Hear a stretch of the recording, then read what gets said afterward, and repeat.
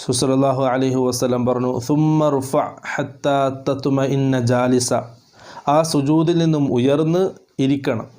ഹത്താ തത്മഇന്ന ജാലിസ, പരിപൂർണമായിട്ടും തുമനീനത്തുണ്ടാകുന്ന രീതിയിലൊരു ഇരുത്തം രണ്ട് സുജൂദുകൾക്കിടയിൽ വേണം.